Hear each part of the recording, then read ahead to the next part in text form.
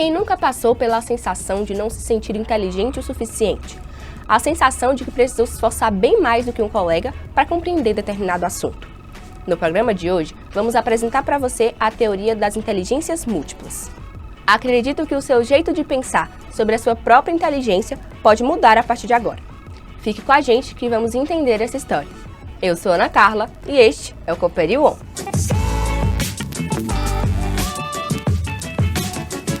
Quem aí precisou suar a camisa para entender um assunto que para um colega de sala parecia super simples?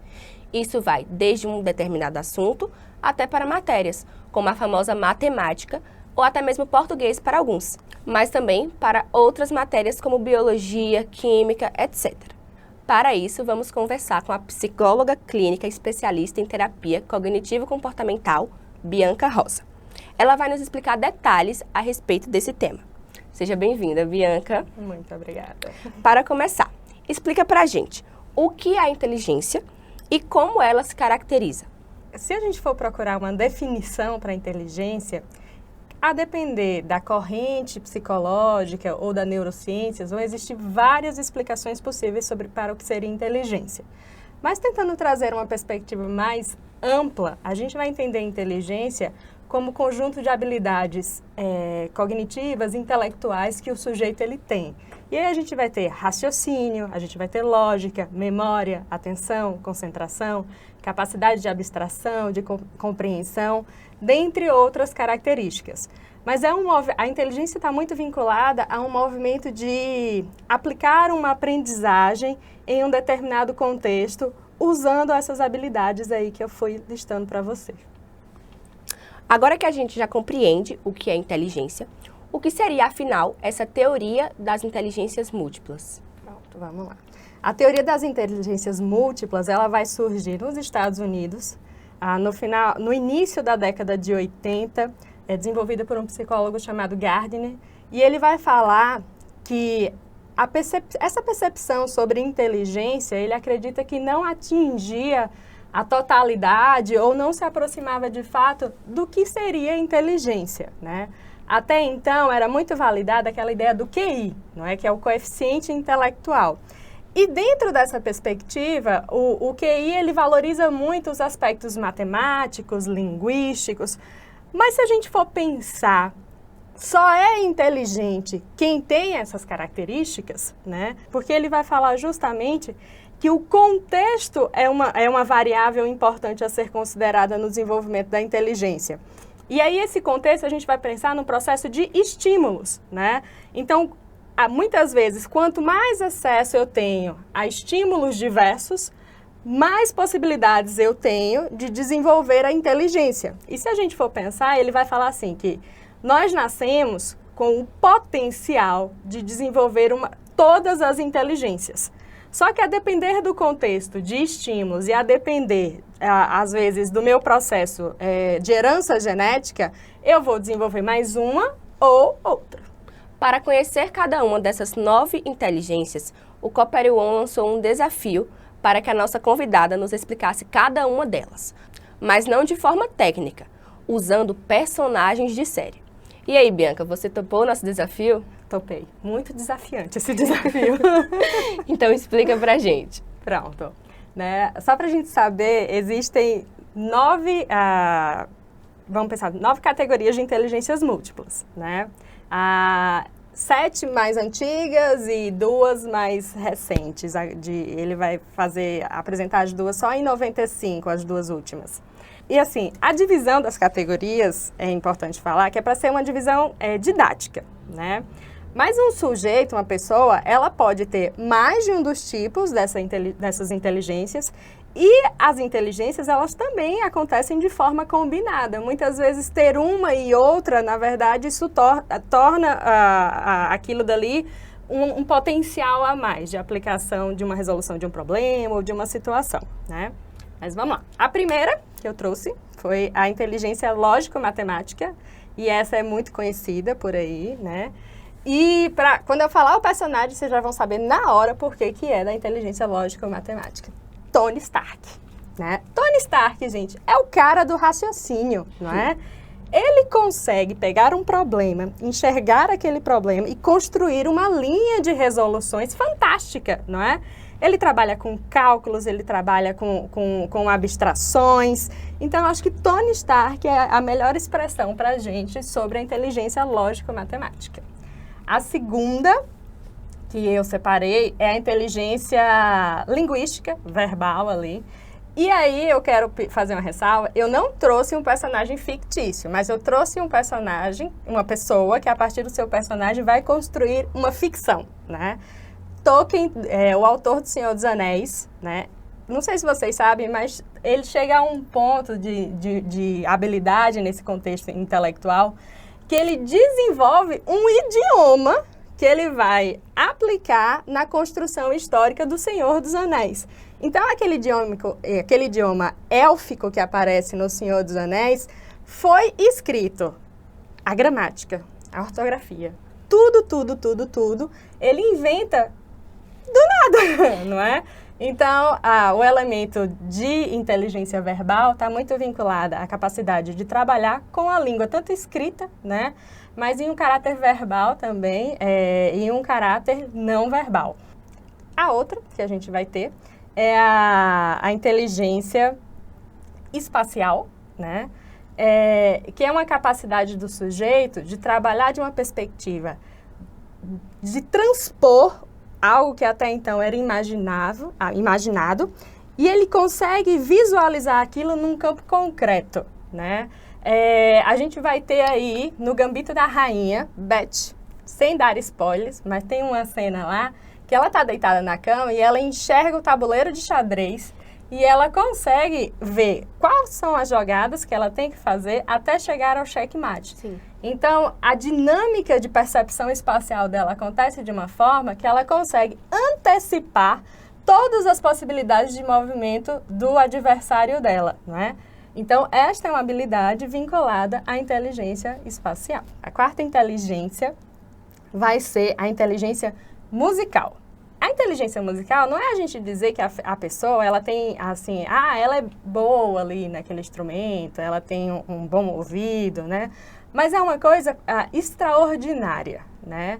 E aí, para ilustrar, eu trouxe para vocês Joy, daquela animaçãozinha da Disney, Soul, né?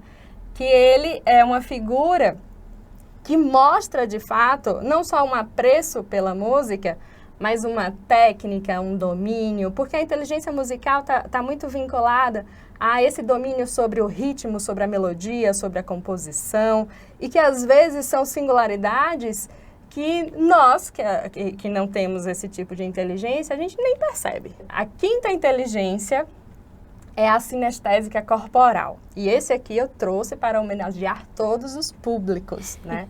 Vamos para os animes agora, né?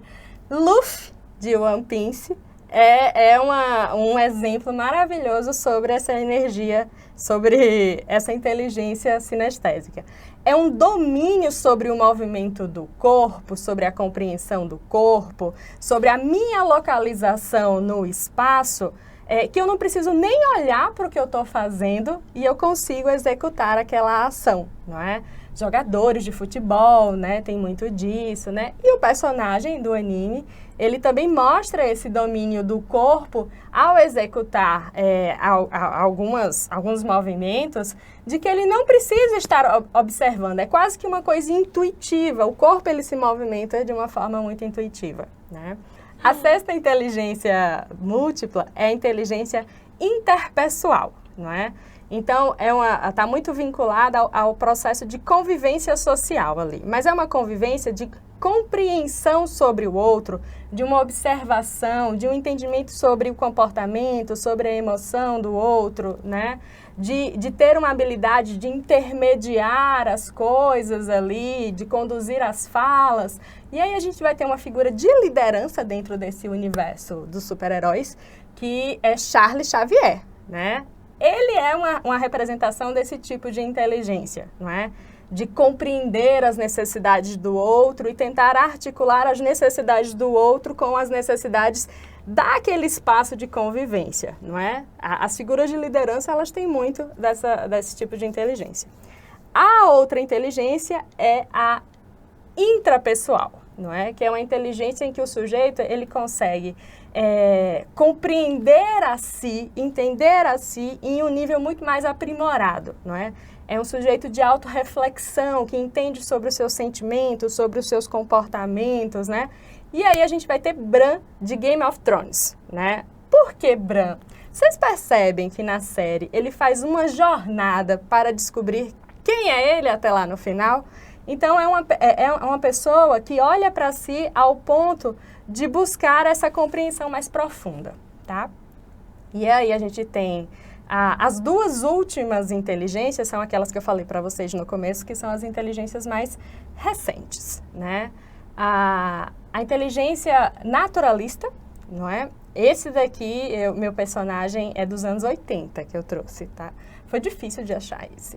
A inteligência naturalista, ele é uma figura que está concentrada muito na ideia do ecossistema, de uma compreensão sobre a fauna, sobre a flora, de uma conexão com o meio ambiente, não é? E aí a gente vai ter, para ilustrar o Capitão Planeta, não é?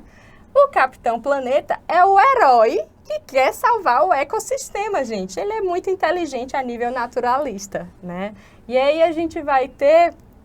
E é uma coisa que vai além do gostar, né? Mas é de fato uma preocupação com aquele espaço ambiental, tá? E a última inteligência, até o próprio autor da teoria, ele fala assim, esta ainda é uma inteligência que eu estou explorando, né? Ele ainda está compreendendo sobre, de fato, a categoria dessa inteligência, que é a inteligência existencial, né? É justamente aquele tipo de inteligência que te faz ter as perguntas mais profundas. A origem da vida, a função da vida, o que é a felicidade, o que é a morte, o que vem depois da morte. É uma perspectiva mais existencial, filosófica, de um sujeito que se sente incomodado de simplesmente viver numa realidade imposta. Ele quer compreender mais. E aí, eu vou trazer uma figura controversa, nem todos vão gostar dessa figura, não é? Mas ele é a expressão de uma inteligência existencial. Thanos, não é? Thanos lá nos Vingadores, mesmo que a gente não concorde com as atitudes dele, não é? Ele exerce uma inteligência existencial ali, de falar sobre a condição da vida, sobre o merecer da vida, não é? E aí, pensando nessas inteligências todas, e que às vezes a gente nem concorda como uma inteligência executada, no caso de Thanos, é de pensar assim, existem... O que essa teoria traz para a gente, das múltiplas inteligências, é que eu não sou mais ou menos inteligente porque eu detenho uma habilidade e não detenho outra, não é? Às vezes eu sou aquele aluno que senta para fazer a prova de matemática e eu olho para a prova, olho e só olho, não sei o que é para fazer ali, não é? Mas na aula de educação física eu dou um show, não é? Eu sou uma pessoa que consegue executar um esporte ou executar uma dança. E talvez a grande questão é que, talvez pelas expectativas ou pelas exigências que a gente está inserido, as pessoas elas olham para esses outros tipos de inteligência que não são as tradicionais, que ali a verbal ou a mais de raciocínio lógico, elas olham para essas outras e tem uma dificuldade para valorizar esses outros tipos de inteligência. Mas é de pensar que eu quero ser tão inteligente, na verdade, ao ponto de olhar para essas minhas habilidades e enxergar o quão inteligente eu sou, na verdade. Eu acho que essa é a busca. Então, se você consegue perceber que você tem outros tipos de inteligência, a grande sacada está em saber usar dessa inteligência para me desenvolver nesse mundo. É realmente muito interessante tudo isso. Você aí de casa, você sabia que a Cooperil é parceira do programa Escola da Inteligência, idealizada pelo doutor, psiquiatra e escritor Augusto Cury? Pois é, o programa aqui na escola já é o maior sucesso. Agora você vai acompanhar com a gente a participação da psicóloga e educadora, fundadora e CEO da Escola da Inteligência, Camila Cury. Olá, queridos parceiros do Colégio Cooperil. Eu sou a Camila Cury e aqui venho responder duas importantes perguntas. A primeira, como desenvolvemos a inteligências múltiplas? É uma teoria maravilhosa que nós, inclusive, utilizamos no nosso material, principalmente o material do 7º ano, no Códigos da Inteligência, onde nós falamos que as inteligências múltiplas, que perpassam por várias áreas do conhecimento, desde a linguística, das artes, ela traz um resultado muito grande quando alicerçado à base emocional.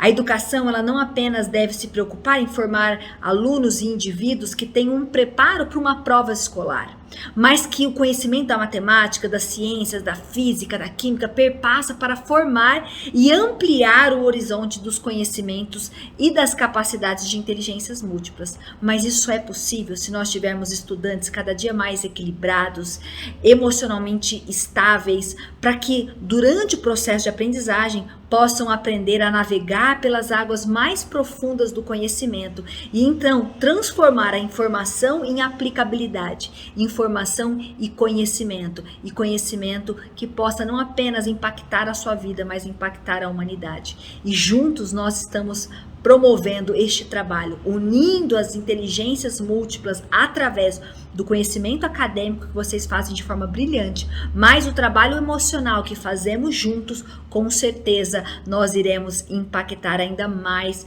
esta geração. Então, respondendo a primeira e já a segunda pergunta de qual o impacto emocional e como as emoções podem nos ajudar nesse trabalho. Parabéns pelo trabalho que vocês desenvolvem, para nós é uma grande honra caminharmos juntos. Olá, me chamo Mayara Bispo, sou psicóloga clínica e digo que com muito orgulho sou ex-aluna da Cooperil. Estudei nessa instituição entre os anos de 2008 e 2011 e de lá saí direto para a faculdade, onde tive aprovação em 2 instituições federais para o curso que eu desejava, psicologia. Escolhi a UFCG, instituição onde me formei, e posso dizer que as lembranças dessa escola são maravilhosas. Sarau, feira, Olimpíadas, tudo que vocês imaginarem que tinha de evento eu estava participando. Eu jogava basquete, participei de Copa Escolar, dancei várias vezes na escola, em apresentações, cantei, ganhei medalha. Tanto nos esportes, né? No esporte especificamente do basquete, quanto em outras apresentações que fiz, e fiz tudo com muita graça, muita alegria, muita satisfação. Satisfação essa que me trazem memórias muito lindas. Tive amizades na escola que carrego e tenho até hoje. Isso me deixa muito feliz e também agradeço muito pelo corpo profissional que até hoje tem um carinho enorme por mim. Um abraço e bons estudos.